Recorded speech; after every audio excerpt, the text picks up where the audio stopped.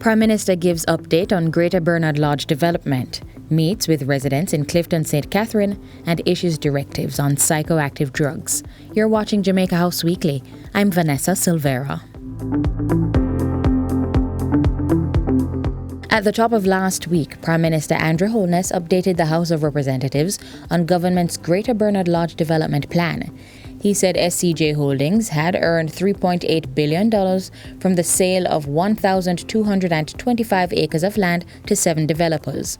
The funds, the Prime Minister said, would be used to offset over $2 billion in legacy obligations held by the SCJ. The net proceeds of the Bernard Lodge land sales will be applied in clearing these obligations, and the divestment of the properties will lower SCJ's operating cost and place the organization in a stronger financial position.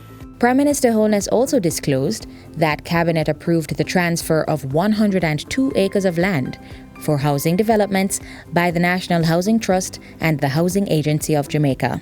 Mr. Holness says the divestment of Bernard Lodge lands is progressing smoothly, with 2 of the 3 phases completed successfully and the 3rd now in development. Still in Parliament Wednesday, the Prime Minister said 142 farmers who were relocated from parts of Bernard Lodge have successfully settled on other lands in the development. Mr. Holness said the farmers have received more than $650 million from SCJ Holdings. Already, many of the farmers are in full production, with vendors and other persons visiting the farms on a regular basis to purchase produce for retail and domestic use. So, Madam Speaker, we now have a well-structured agro-park that has the potential to become a model for agricultural development in the Caribbean. The SCJ is offsetting the cost of providing irrigation water to farmers in what will be the most comprehensive urban development being undertaken by the government of Jamaica.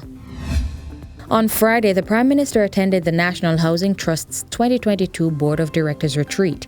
He told the gathering that the government would be absorbing the land impact fee for the construction of 15,000 new housing solutions within the Greater Bernard Lodge development area. The impact fee is normally a one-time payment imposed by a local government on a property developer. So the price of the house should come down. So the residents or the persons who were affected in the adjoining area to Clifton who said, where are we going to go? Well, we're looking at options where we can make the cost of the housing lower by virtue of government making a budgetary allocation to absorb these preliminary development costs. Under the Greater Bernard Lodge development, housing and agriculture will be equally prioritized, with 15,000 housing solutions being constructed and some 1,300 acres of land reserved for small and medium-sized farmers. Friday also saw the Prime Minister meeting with residents of Clifton and Bernard Lodge in St. Catherine. Work had begun earlier in the week to remove illegally built structures from arable lands in the Bernard Lodge development area. During a tour, Prime Minister Holness assured residents that the SCJ would be working to amicably resolve land disputes.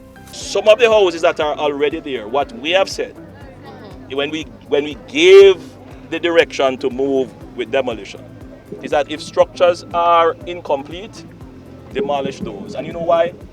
Those structures are actually on agricultural land. If you look at it, and you have to be truthful, they are on the farmland. We see that. Right? Second thing we said, if a house is incomplete, but it has on a decking or a roof, we're going to leave it.